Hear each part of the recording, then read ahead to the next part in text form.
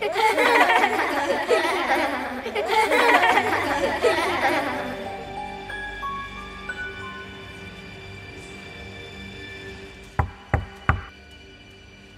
nga may mga bigla na lang na batang tatakbo.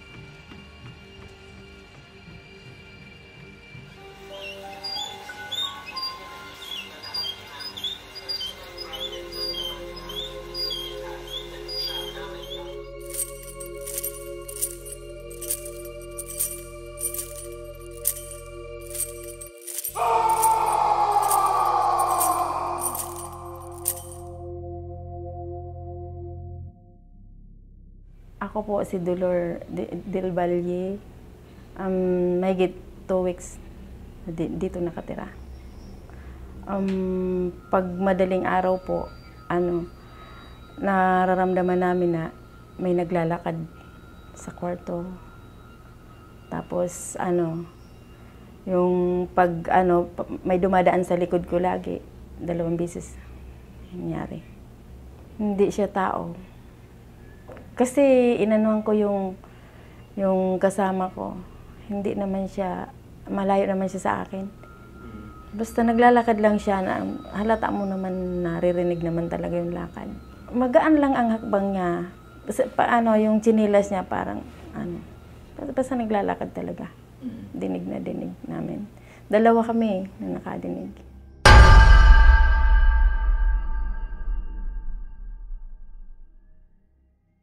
Namangha ako sa bahay nila. Sobrang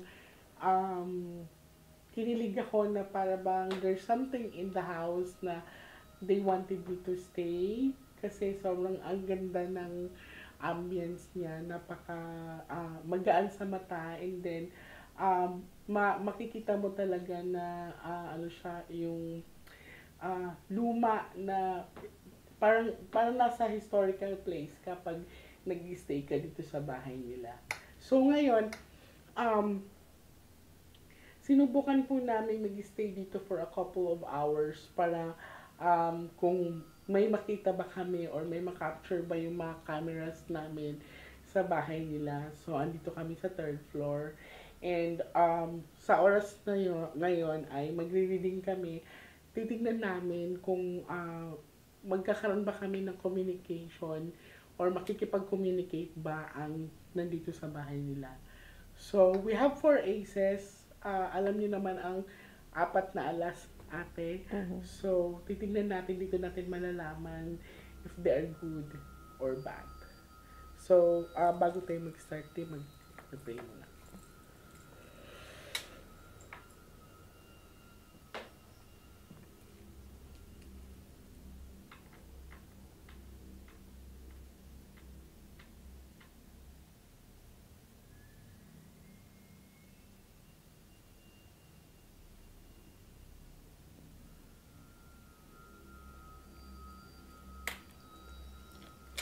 Kailan nga birthday mo, ate? March 21, 1987.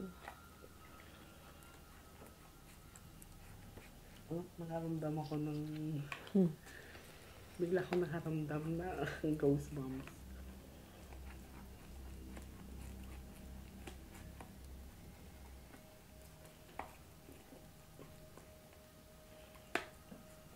So this is the indication of bad.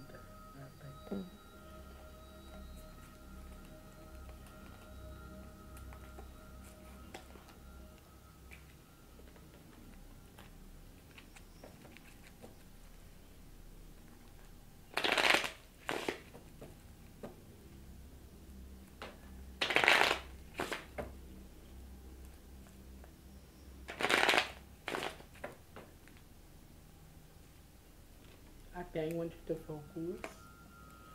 So, eto, titignan namin yung energy ng bahay. Gagamitin ko lang yung energy ni ate to pick the cards.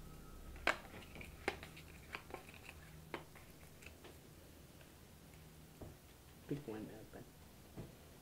Thank you. So, this is you.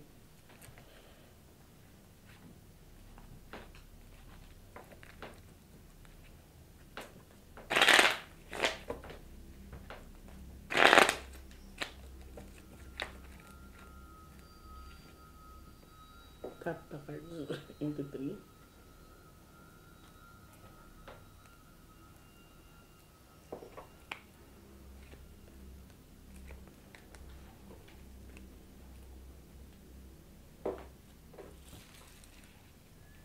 Kuha ka ngayon atin ng 7 cards. So, ito talaga yung dito.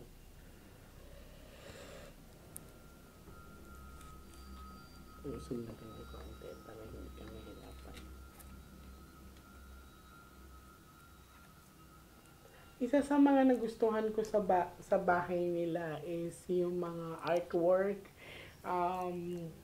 Makikita mo din talaga dito sa bahay nila yung mga banga na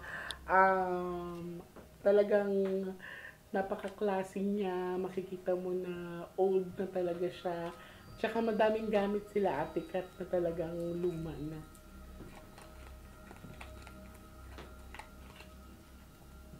So, this is you, Ate. Ay, mabait talaga si Ate. Your Queen of Hearts. 2 hearts.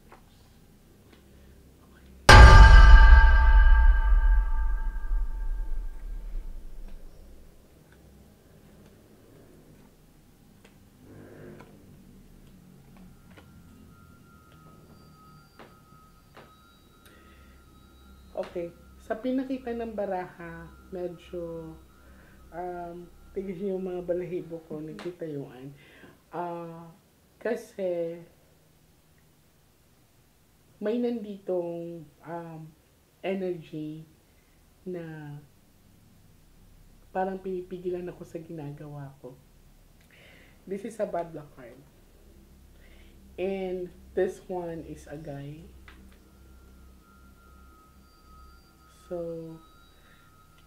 So nakikita ko dito, Ate, parang hindi, makalumang tao siya. Hindi ko alam kung nakakulong siya dito na area or kung mapapansin mo 5-5, 50-50, black and red. So, sa pinakita niya sa akin dito sa baraha,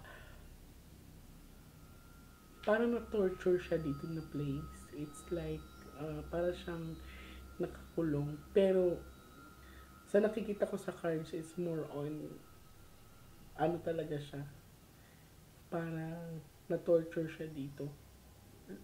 Sinaunang tao. Maaring he was being chained. Yan. So, ayun o.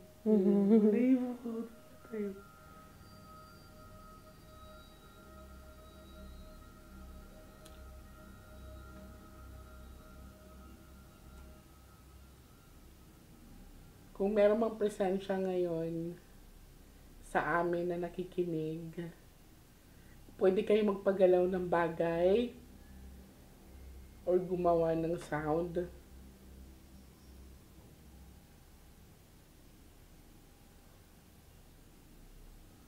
So, ito yung una kong pinakita sa baraha. Maaaring nag-room around din pala talaga siya.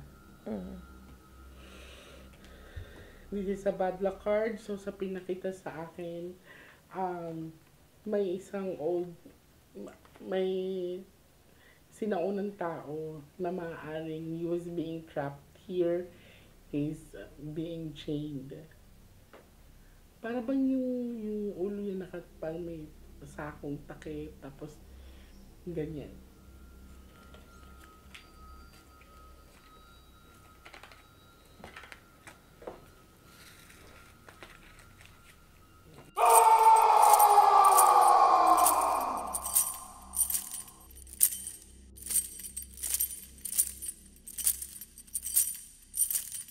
Ako po si Ame Davis. Mahigit 2 weeks po kami magkasama dito. Nung dumating, bago pa lang kami dumating dito, iba na yung ano ko, iba na yung pakiramdam ko. Parang, ano nga. Tapos nung yun nga, pag tuwing umaga, may naririnig talaga kami ng ano. Tapos pag sa umaga naman, ako, parang may nakasunod sa akin. Hindi na ako nagkikwento doon kasi nararamdaman niya naman. Tapos dito naman sa CR na to, paglinis ko dito, iba din yung ano ko dito, CR. Tapos nung pagkatapos ko linis ko dito sa CR, pagka ano, nilagnat na ako. Yun ang naramdaman ko dito sa ano na to. So again, we shuffle the cards together.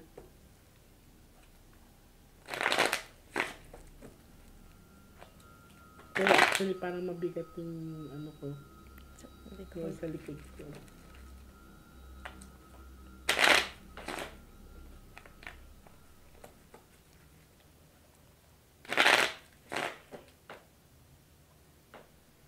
Cut the cards into three.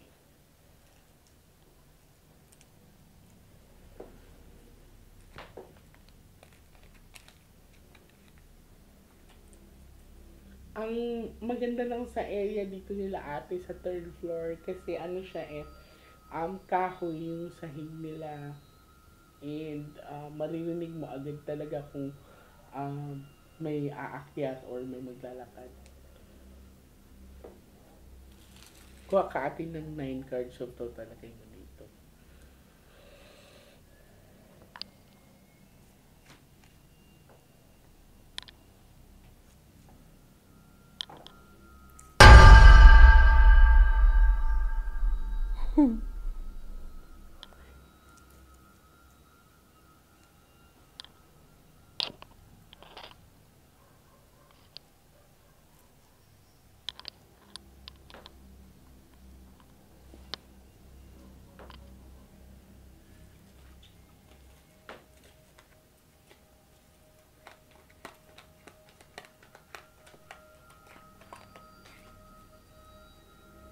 Sana hindi na siya lalabas.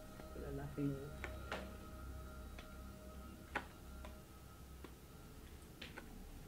This is travel and distance, so hindi siya nakatawid. 8 is a lucky number. Alam mo ate, nagko-costing siya ng sakit. That's the... Okay. Mag-ina. May mag-ina din pala sa bahay na to. Yan. So, wait lang. Parang nadidiscover ko na. Pero ito siya. Sa pinakita sa akin ng parahas, so, nag-stay ako dito for ilang oras lang. And then, nung inopen ko na yung baraha, mas naging malinaw. Kasi ito mag-ina to eh. Hindi to Queen of Heart. Kasi kung Queen of Heart to si ate to. But this one, so, may babae at bata. Yan. So, dito sa sa area na inistehan namin, hindi ko sila masyado naramdaman. Pero, dito sa sinabi ng baraha, malinaw, King of Dark and then 4 box of Dark. So, 4 sides na dark. Ibig sabihin is being trapped. 8 is a lucky number. Ang pinapakita kasi sa akin dito. Ang 8 kasi is swerte dapat yan, pero nag-dark. So, ibig sabihin, itong energy ng guy na to, okay. Itong energy ng guy na to, nagko-cause daw siya na, hindi siya physical na nanakit sa family member, but he caused some sickness. Nagdi-drain siya ng mga energy ng family na nandito. Siya din ang nagko-cause ng parang kahit wala namang problema, pero ba't parang nag-aaway-away kami. Parang ganyan ang sinasabi ng baraha. So, this one is causing, I'll teach you how ate kung paano natin ito mali-release. So, ito, maaaring kaluluwa ng isang babae at bata. So, mag-ina to.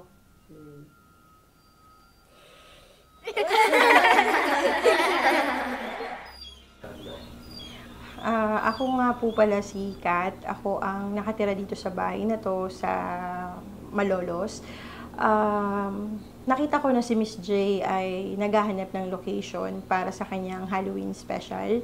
And dahil ako ay familiar kay Miss J, 2 beses na ako nagpa-read sa kanya, so nag-comment ako na baka gusto niyang gamitin ang aming bahay since ako ay nakatira dito for some time now, and meron din akong mga personal na experiences dito, bukod pa sa mga na-experience sa mga kasama ko sa bahay, pati ng mga kapitbahay namin.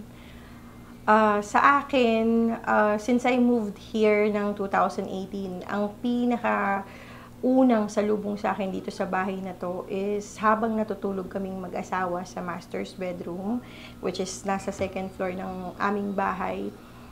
Sanay kasi ako na may ilaw na lampshade na color yellow or orange, mga ganyan. Nagigising ako between 2:30 hanggang 3 para umihi. Hanggang sa nung nagising ako that time, between April to May, meron akong matandang nakita na nasa may paahan namin mag-asawa sa kama.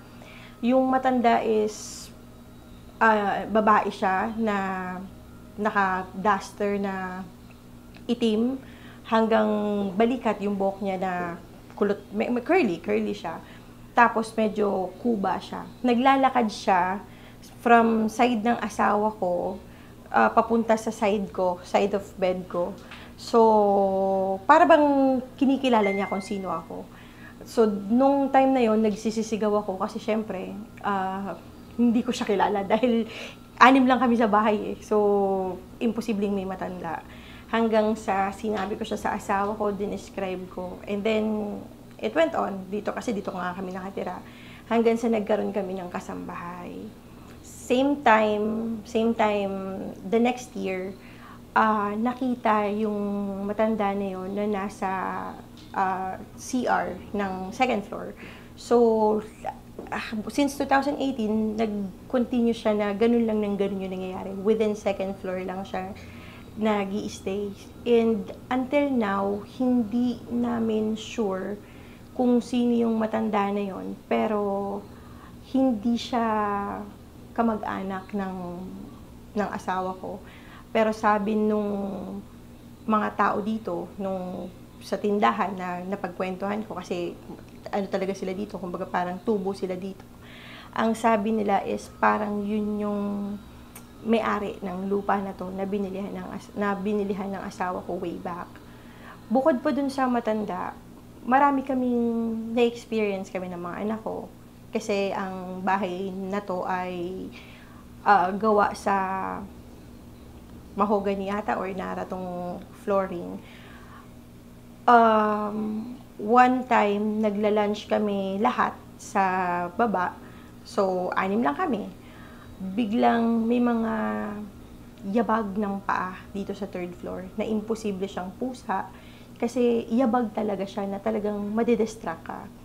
Hanggang sa na-experience na namin yan na kumbaga parang naging casual na lang kasi natutulog kami, biglang may naglalakad dito sa 3rd floor, magi-stop siya sa mismong uluhan namin ng anak ko.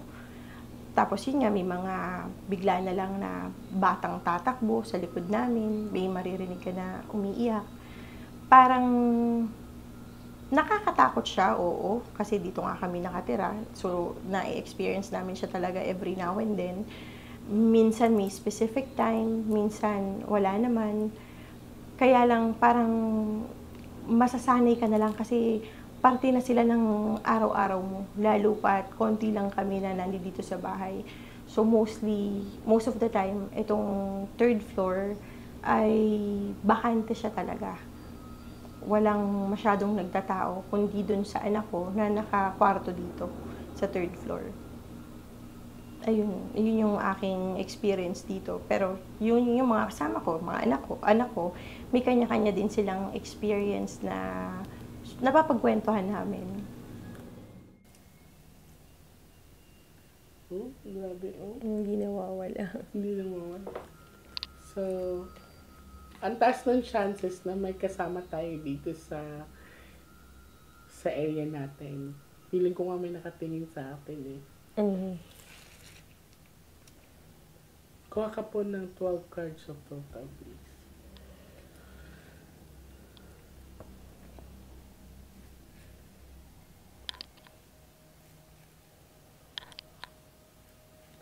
Wala grabe siya, oh. Okay. Yung kilabot ko hindi nawawala.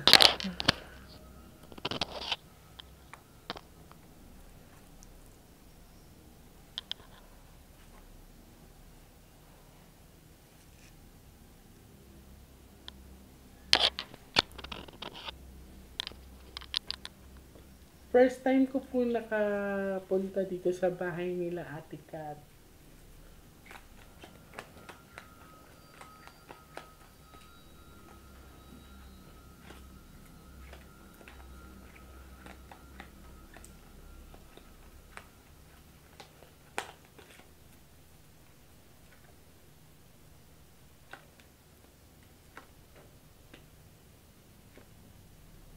May angel ka tayo.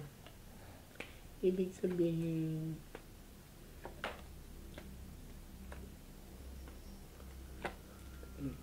very nice. So dito, actually madami pa madaming mga energy na nandito, no? So I also see may mga bata din siguro na it was being buried here sa area nila. Siguro yung bago ito na-establish or bago to natayo, yung bahay na to is talagang masukal to, no? So, possible, kasi ito mga kids to eh. So, may mga unwanted baby na nabaon dito ate. And I also see na, yun nga, itong place ninyo is like may nakikita ako na more on mga yung ano talaga yung hindi siya yung modern na mga oran nandito sa inyo. So eto kung mapapansin mo magkakadikit-dikit yan. May mga bata or mga unwanted babies na talagang na-buried dito sa place or sa area. Mag-13 tayo, ha? So, last 13.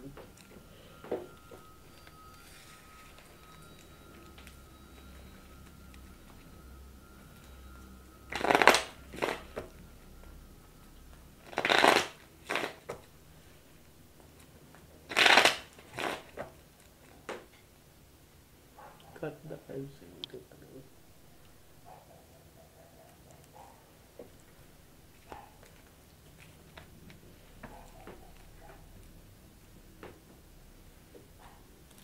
Kuha ka atin ng last 13 cards po, please.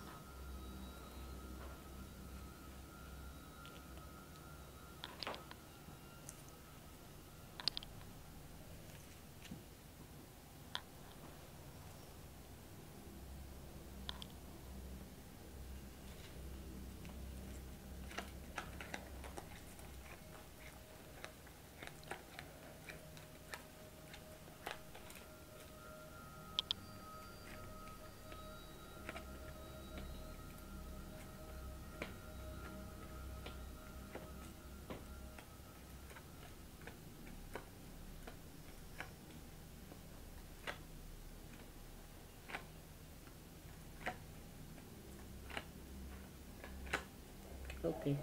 So, sa last 13 cards mo, ate, this is very good, no? Kasi, kung mapapansin mo, more on, ano na siya, red card dito na side.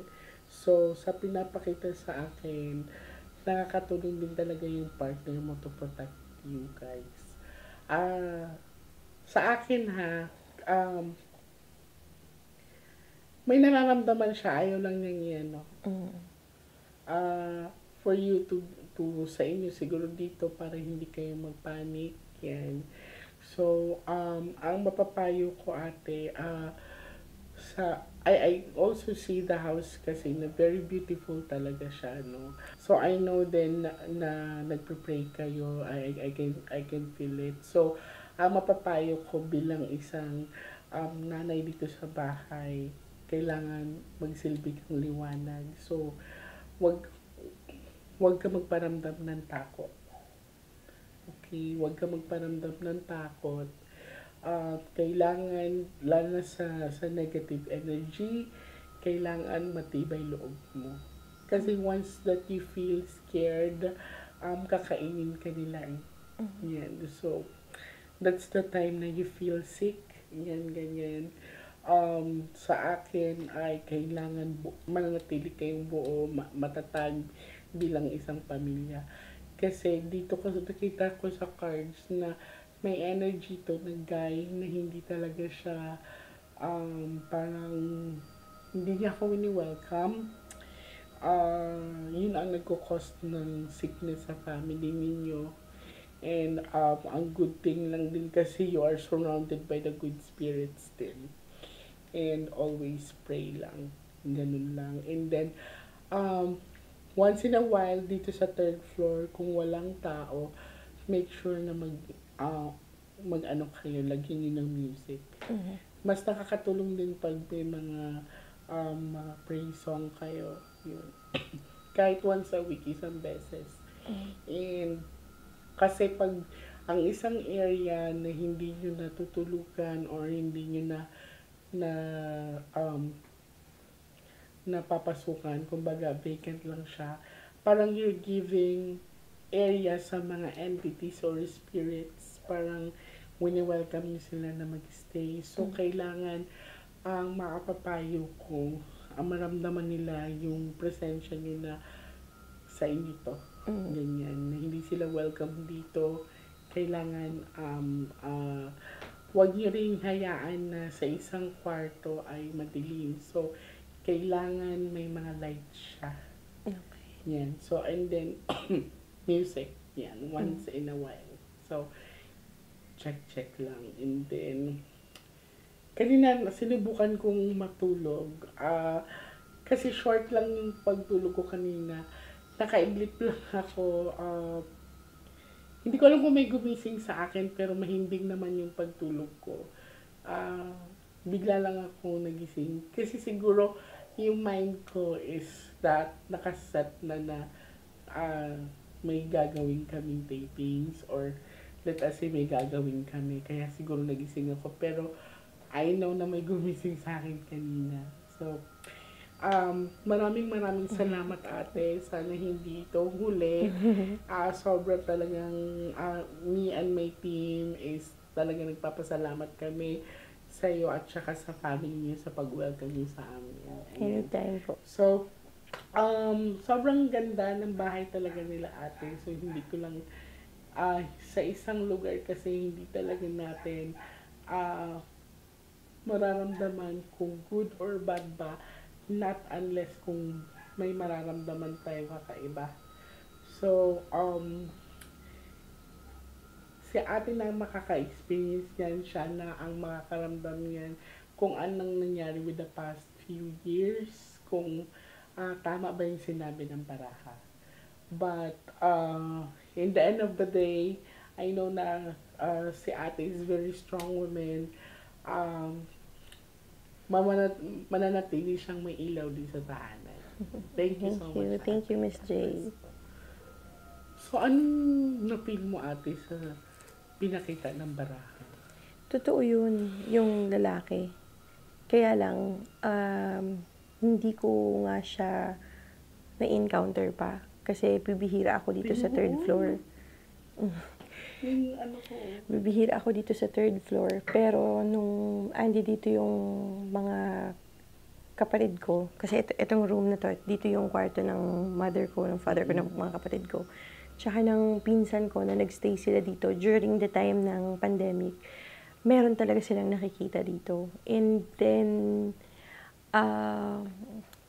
etong light na to dito sa may, yan, sa pathway, lagi yan pinapatay ng ate ko. Kasi ang ate ko, work from home siya, call center siya. Dito siya sa area na to na, yan ang table niya. Yan ang table niya. Tapos, syempre, yung ilaw ba ng laging may dumadaan. And yung guy na yon, lagi siyang papasok sa library. Although, once, na-encounter ko na siya before, kasi dito sa bahay na to, 6 lang talaga kami. Husband ko and then yung 4 kids namin. Before, dito ako sa library nagtatrabaho, and then, online tutor ako that time eh. Gabi around 7, nagkaklase pa ako. Tapos, napansin ko na may dumaan. Kasi yung glass, yung di ba, door namin. May dumaan. And open cam.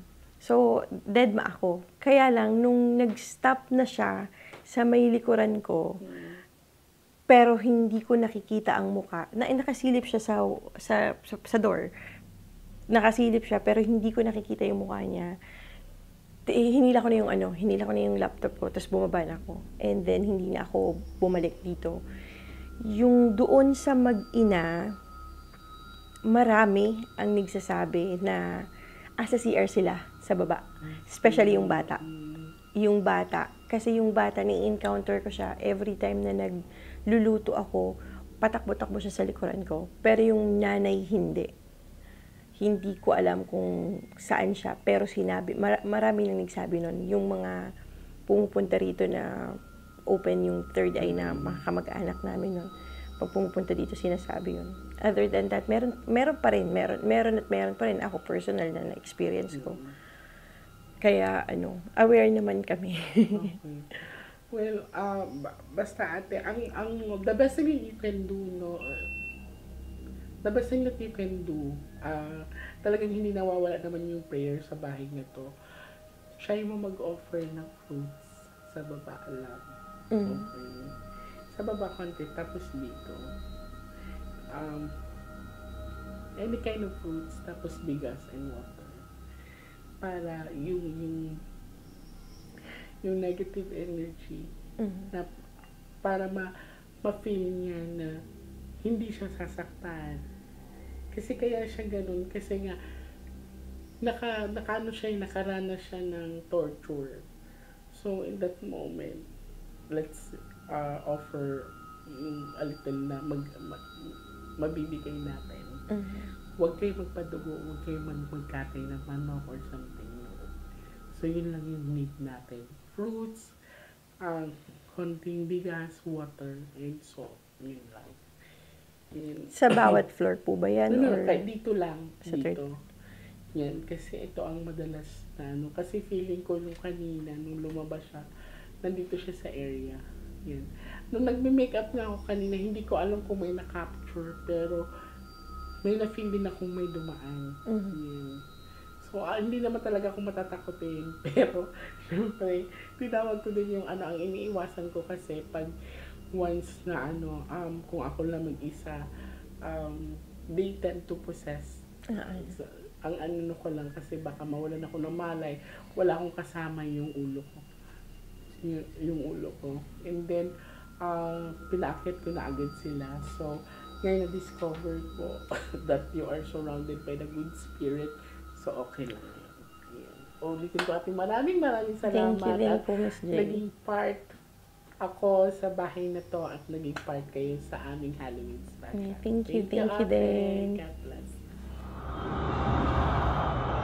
Kakaibang experience ang naramdaman ko dito sa bahay. Hindi lang ako ang maging ang team ko. Andun yung point na mararamdaman mo na may nakatingin sa'yo and nagkaroon din ng pagkakataon na nagloko yung camera namin. So, kakaiba ang na-experience ko sa bahay na to. Maganda siya, nakaka-inlove, lalo na yung mga artwork nila dito sa bahay na to at makikita mo talaga na preserve nila ang mga lumang gamit. And nagpapasalamat talaga ako sa buong pamilya dahil pinatuloy nila kami.